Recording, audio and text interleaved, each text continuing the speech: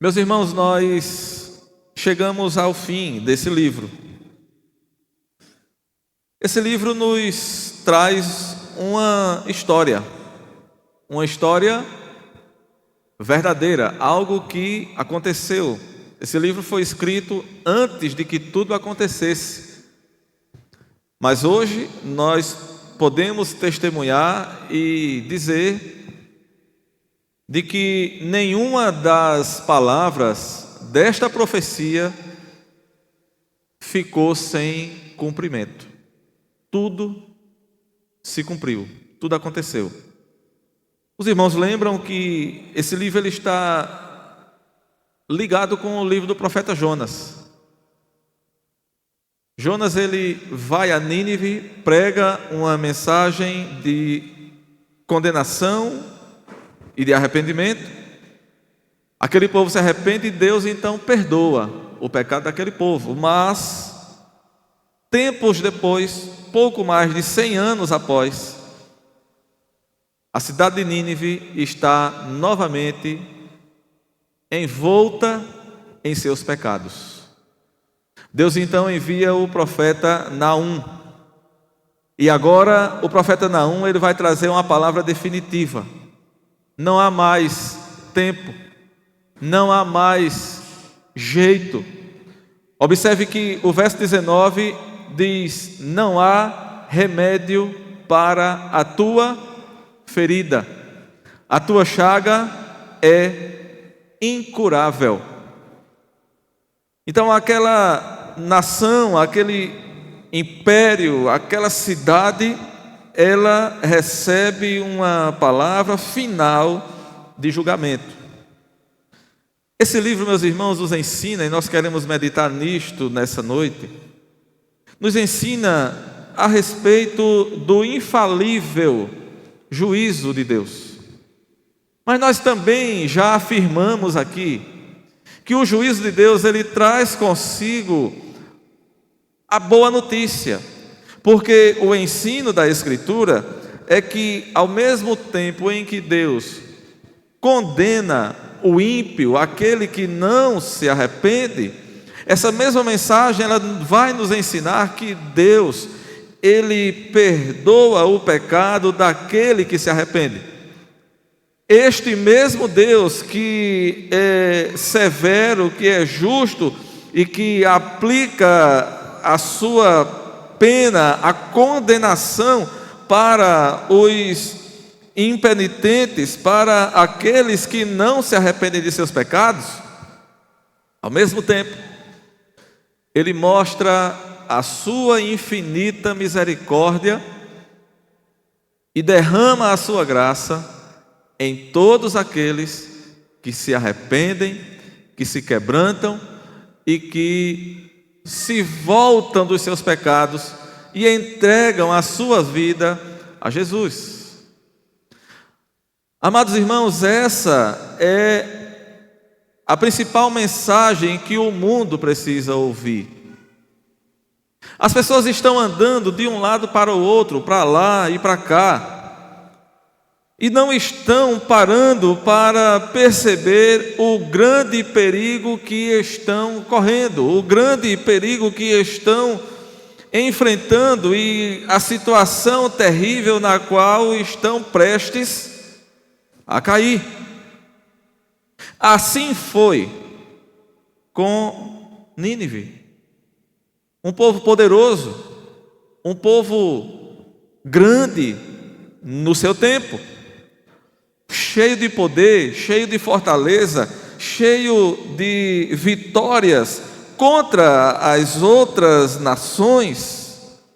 Ele termina esse livro dizendo: sobre quem não passou continuamente a tua maldade? Aquele era um povo que continuamente espalhava maldade por onde passava, porque eles eram poderosos.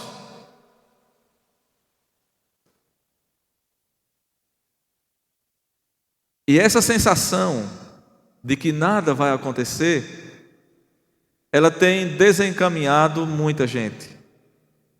Embora hoje nós vivamos um tempo diferente, ninguém vive guerreando, pelo menos no nosso meio. no nosso país, no nosso continente, na nossa realidade, não vemos guerras como acontecia aqui. Não existem impérios que saem saqueando e destruindo a todos que encontram pela frente. Mas ao mesmo tempo, meus amados irmãos, há muitos que estão no seu dia a dia, na sua casa, no seu trabalho, cuidando da sua família, dos seus afazeres.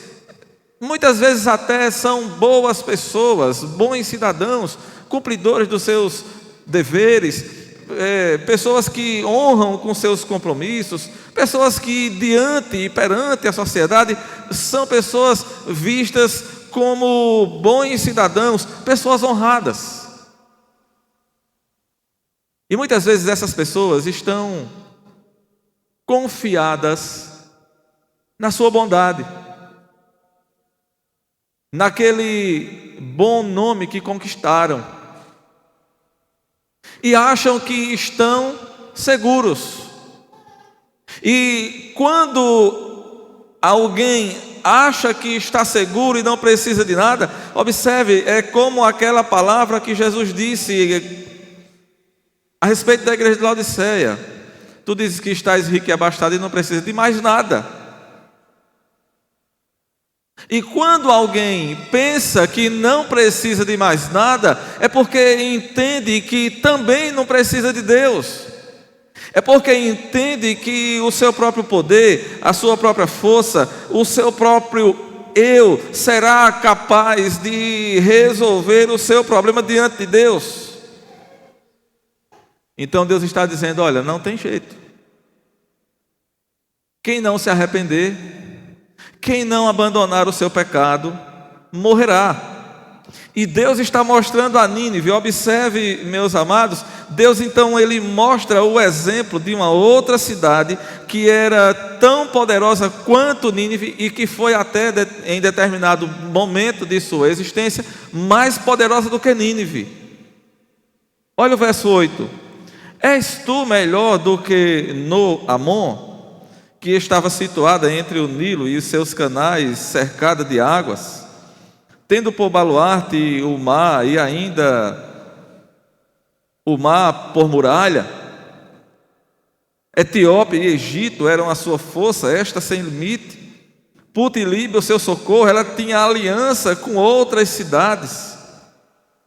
Ele fala aqui de uma cidade que talvez seja bem desconhecida para nós, No-Amon. Era o nome de uma cidade que também era muito forte, muito poderosa. Essa cidade também era conhecida no mundo antigo como Tebas. Essa cidade foi durante muito tempo a cidade mais importante do Egito, quando o Egito era o maior império mundial, a maior potência do mundo. E essa cidade foi durante muito tempo um símbolo de uma verdadeira fortaleza e poder.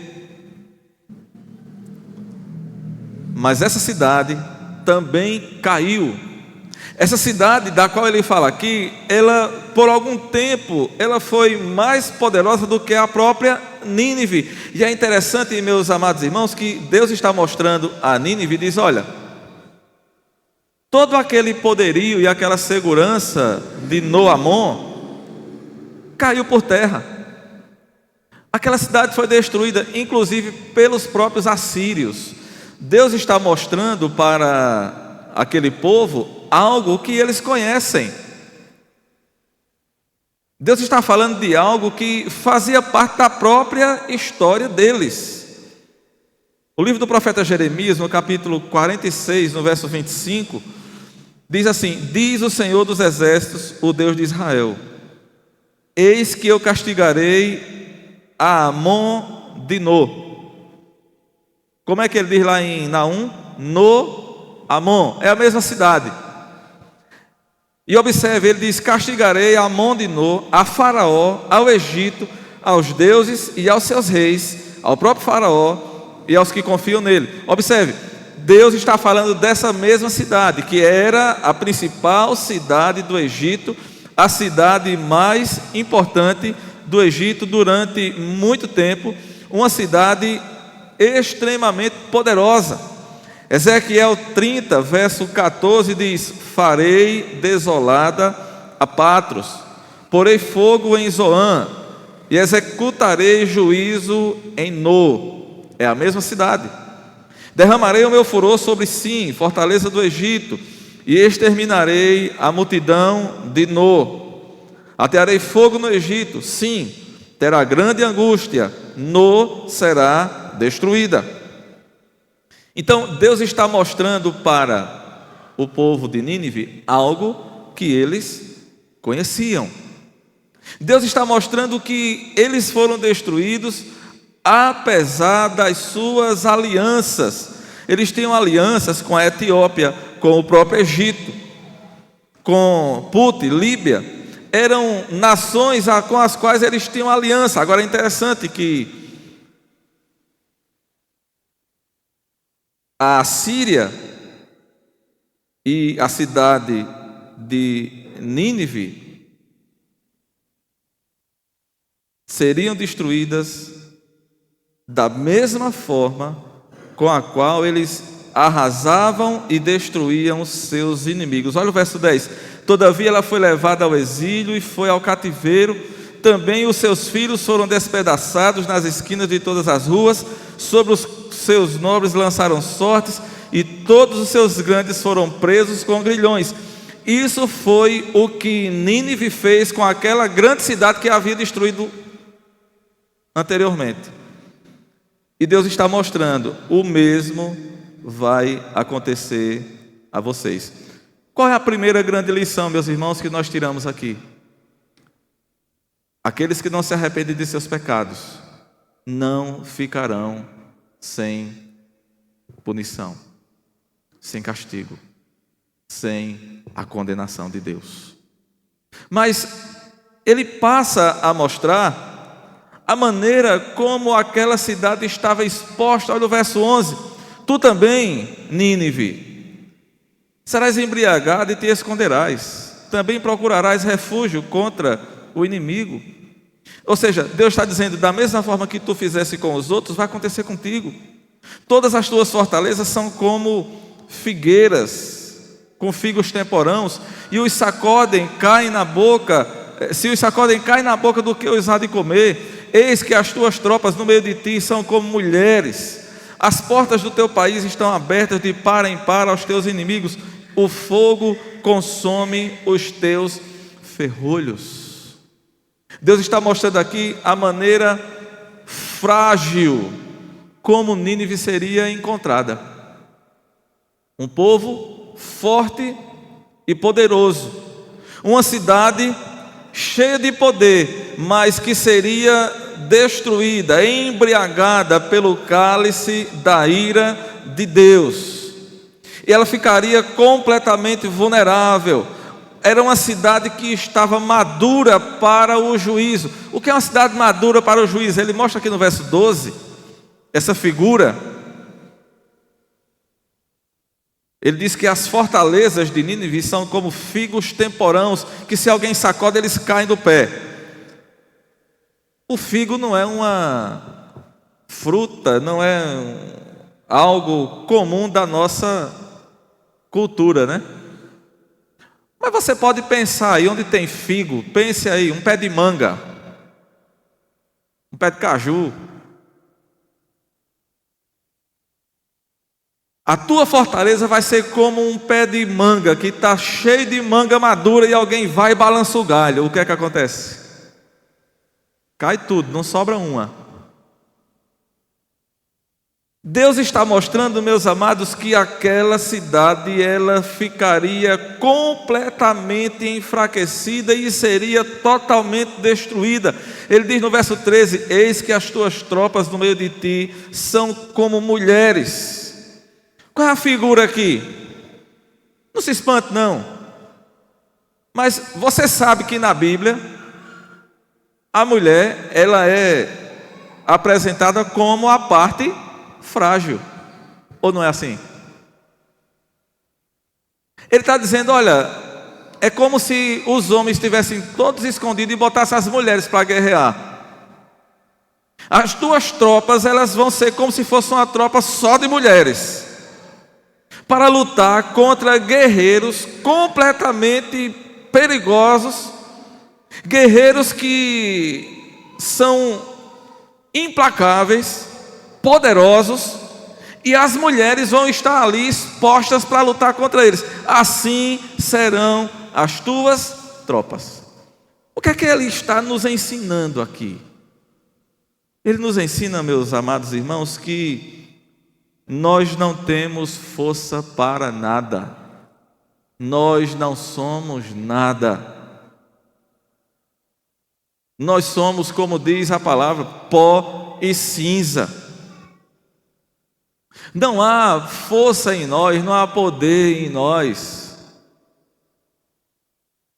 Os homens andam por aí, cheios de poder, cheios de si. Alguém vai, se arma. O outro vai, coloca cerca elétrica na casa. O outro vai e faz uma blindagem no carro, compra um carro blindado. O outro vai e contrata seguranças. Mas o que é isso? Perante o poder de Deus. A fragilidade humana é algo impressionante, irmãos. É algo assustador. Já viu aquele negócio que a gente diz assim: se a gente fosse ler bula de remédio, ninguém tomava remédio nenhum, né? Se nós fôssemos parar para pensar e considerar o tamanho da nossa fragilidade, meus irmãos, nós estamos aqui, qualquer um de nós pode respirar algo que não está vendo e contrair uma doença e morrer no outro dia. Esse é o poder do homem. Nós estamos em pé aqui, não sabemos o que nos acontecerá daqui a alguns instantes. Nós não temos condições de nos sustentar a nós mesmos, e Deus está nos mostrando isso. É por isso, meus amados, que a Bíblia diz: ai daquele que cair nas mãos do Deus vivo, horrenda coisa.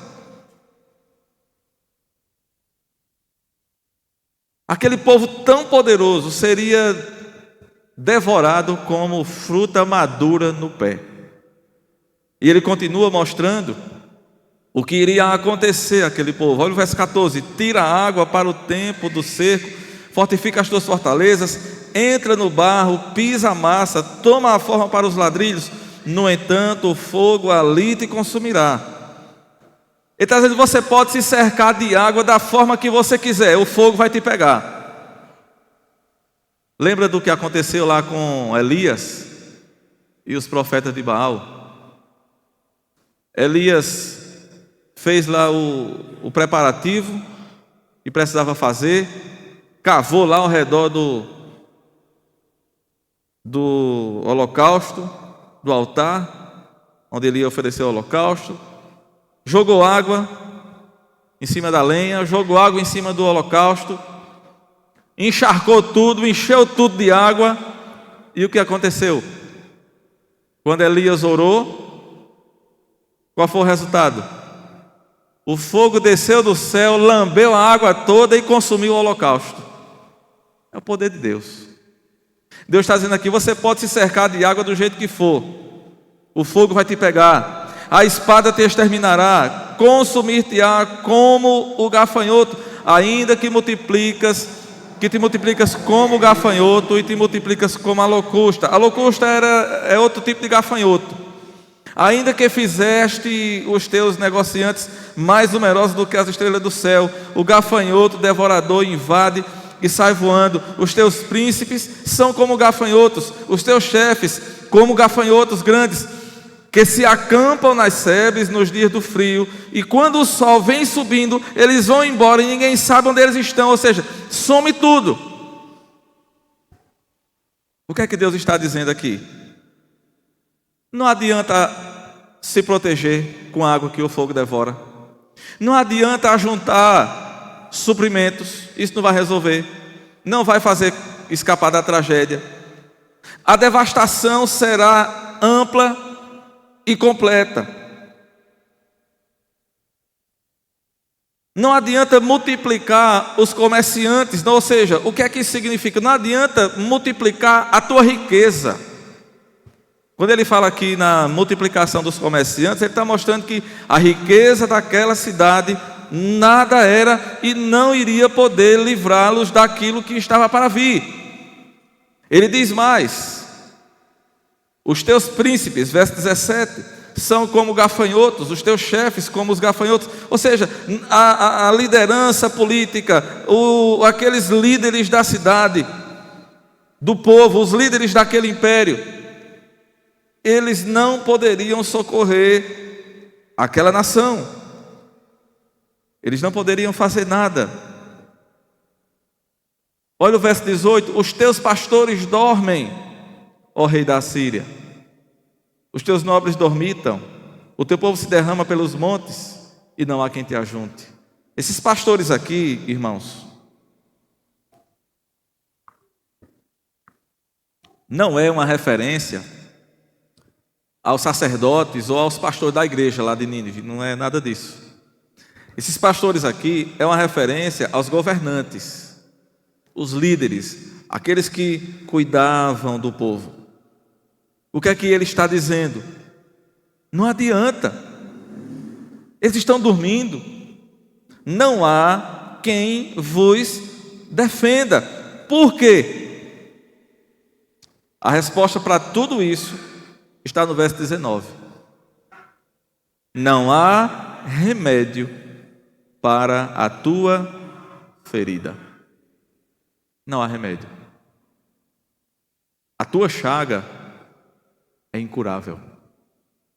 Aquela poderosa cidade, aquele povo tão poderoso está doente de uma chaga incurável, uma ferida para a qual não há remédio. Eles foram longe demais, preste atenção a isso, porque, meu amado ouvinte, você que está aqui, você que está acompanhando a transmissão, atente para isso. Quantas vezes Deus está te dando oportunidade?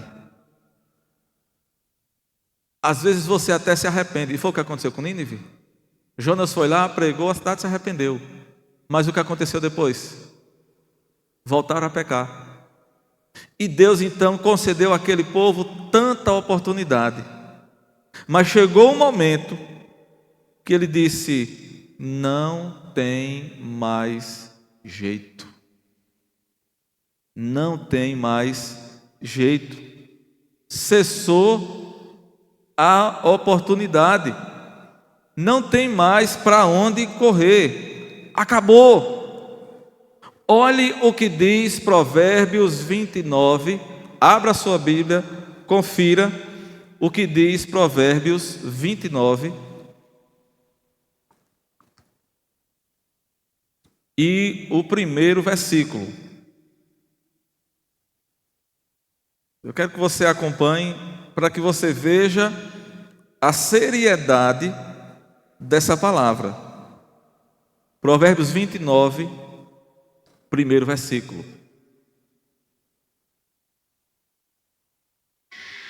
Ele diz: o homem que muitas vezes repreendido, endurece a cerviz, será quebrantado de repente, sem que haja cura. Quando ele diz aqui será quebrantado, esse quebrantado aqui é no sentido de destruído, Algumas traduções colocam destruído. Talvez algum de vocês aí leu na sua Bíblia, se a sua tradução for diferente, talvez apareça essa palavra, destruído ou cortado. Algumas traduções aparecem assim, será cortado. Outras aparecem, será destruído. O homem que muitas vezes repreendido, endurece a cerviz, será cortado, será quebrado, será destruído, de repente, sem que haja cura. Não brinque, meu amado. Não brinque com Deus. Não brinque com as coisas de Deus. Deus está te dando essa oportunidade hoje. Hoje é dia de perdão. Hoje é dia de arrependimento. Hoje é dia de reconciliação com Deus. A Escritura nos diz que o tempo é hoje. Não deixe passar esse tempo. Não deixe passar essa oportunidade, porque olha o que foi que aconteceu com aquele povo. Não há mais remédio para a tua ferida. A tua chaga é incurável. E agora o que é que vai acontecer? Todos os que ouvirem a tua fama, que fama? Aquilo que estava para acontecer, todos aqueles que ouvirem a respeito da tua destruição, baterão palmas sobre ti. Vão festejar a tua ruína. Por quê? Ele diz, porque sobre quem não passou continuamente a tua maldade? Aquele povo era mau, cruel, perverso. Portanto, amados, a queda de Nínive não provocará tristeza nos povos, uma vez que não houve nação que não sentisse na pele a sua maldade.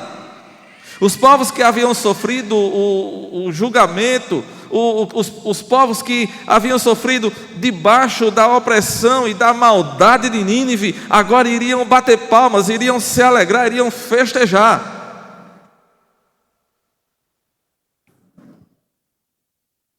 Mas eu quero terminar, meus amados, essa mensagem nessa noite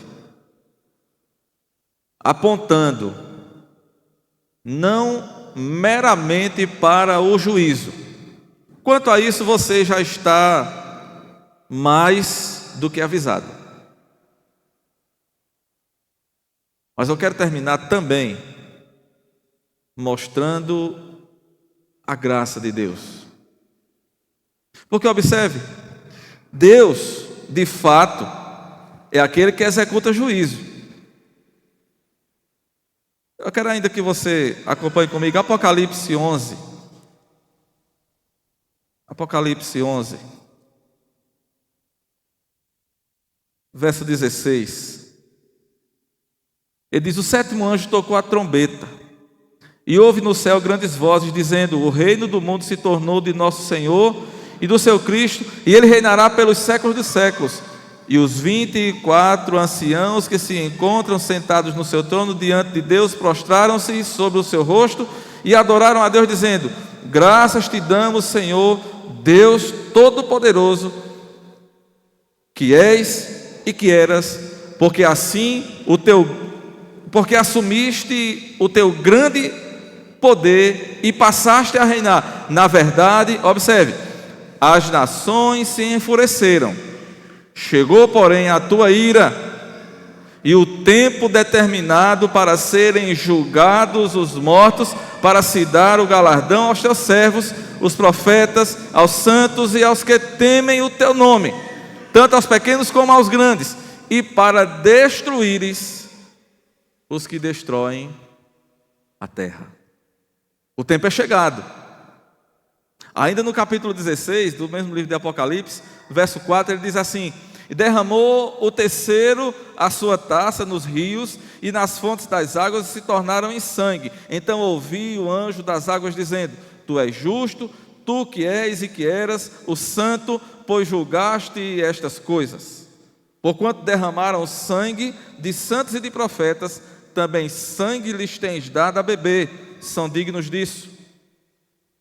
Quando Deus pune alguém, meus irmãos, é com justiça. São dignos disso, dignos da punição de Deus. Ouvi do altar que se dizia: certamente, ó Senhor Deus Todo-Poderoso, verdadeiros e justos são os teus juízos.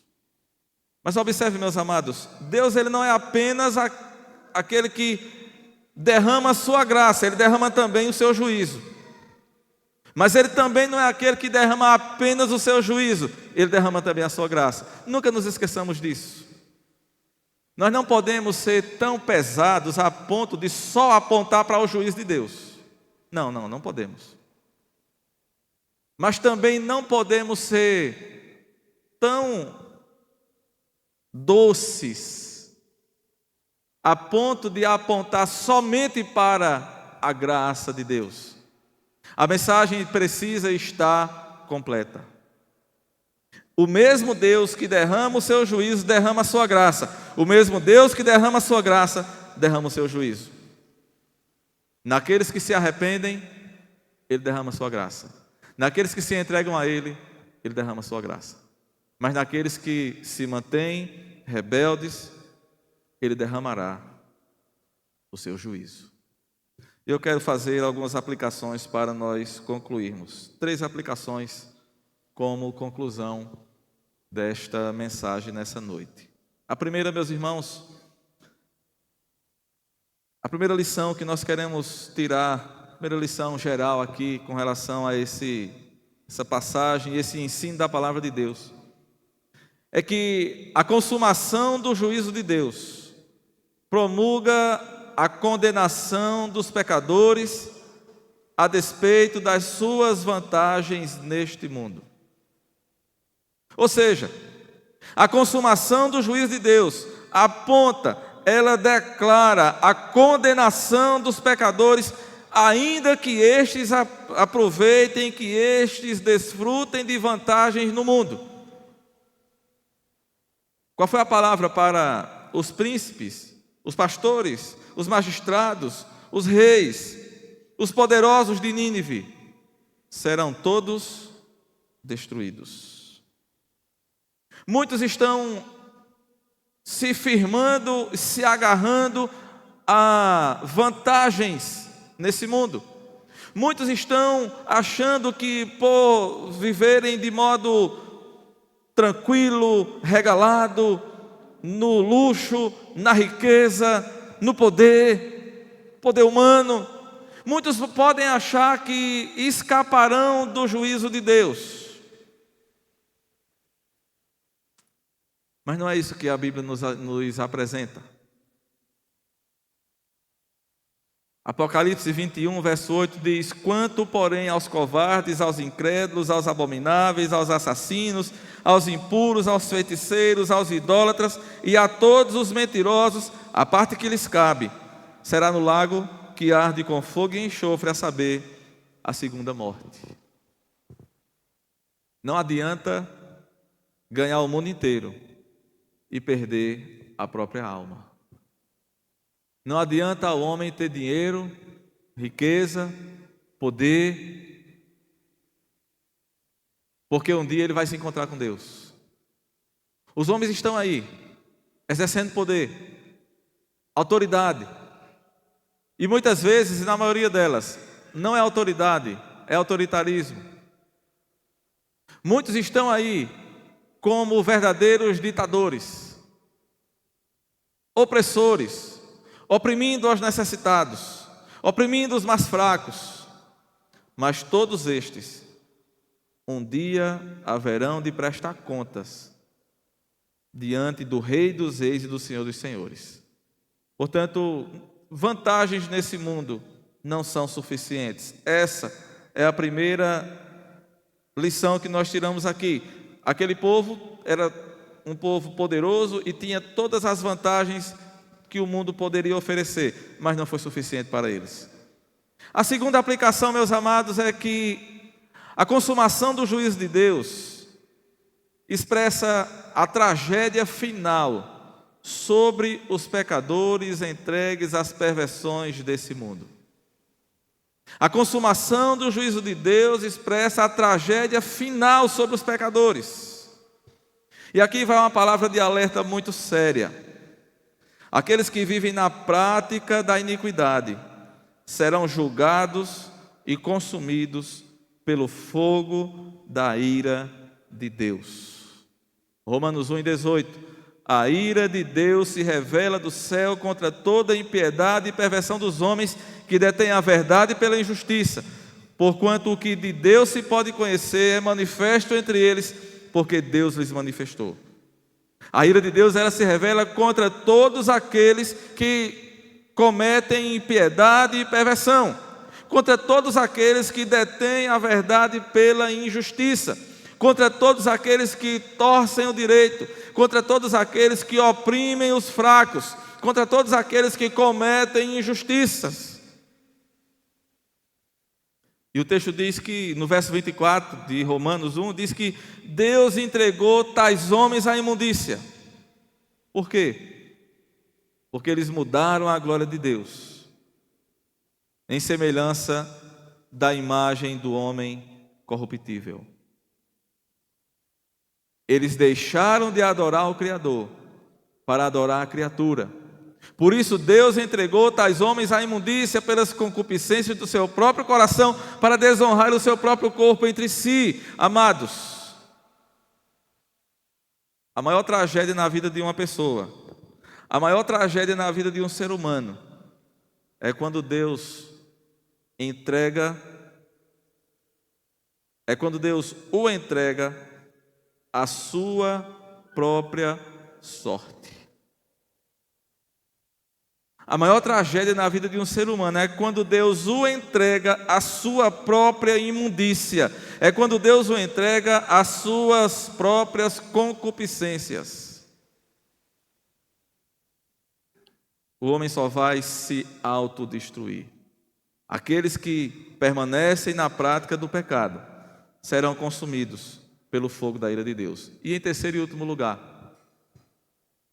a consumação do juízo de Deus revela graça para os pecadores remidos pelo sangue de Jesus. Ao mesmo tempo em que a consumação do juízo de Deus expressa a condenação final dos pecadores, essa mesma consumação do juízo de Deus, ela revela graça para os pecadores remidos pelo sangue de Jesus. Cristo veio a esse mundo, meus amados, para nos dar a sua graça. Romanos 5:18. Pois assim como por uma só ofensa veio o juízo sobre todos os homens para a condenação, assim também por um só ato de justiça veio a graça sobre todos os homens para a justificação que dá a vida. Só tem um jeito, só tem um meio, só tem uma saída: Cristo. É Ele que nos livra da ira vindoura. Jesus é o único em quem nós podemos nos agarrar. Jesus é a corda que é lançada para alguém que está se afogando. Jesus é a madeira flutuante em que alguém se agarra quando está submergindo, quando está se afogando. Jesus é como aquela arca que Deus mandou Noé fazer. Ali era a salvação. Quem entrasse na arca estava salvo. Escaparia do dilúvio que Deus estava para enviar. Então, os homens que ali entraram, Noé, sua esposa, seus filhos e as esposas de seus filhos, entraram na arca e foram salvos. Os animais, os casais de animais que foram entrando, todos aqueles que entraram na arca foram salvos. Jesus é a nossa arca. É Ele que nos livra da ira vindoura. É Ele que nos livra do dilúvio da ira de Deus. Observe, quando o dilúvio veio, ninguém pôde resistir. Ninguém pôde se salvar. Somente aqueles que estavam dentro da arca. Da mesma forma, Somente aqueles que estiverem em Cristo serão salvos da ira vindoura. Como nós cantamos hoje aqui com o coral, só em Jesus eu encontro paz, só em Jesus eu encontro a salvação, somente Ele e somente nele. Que Ele, pois, nos abençoe.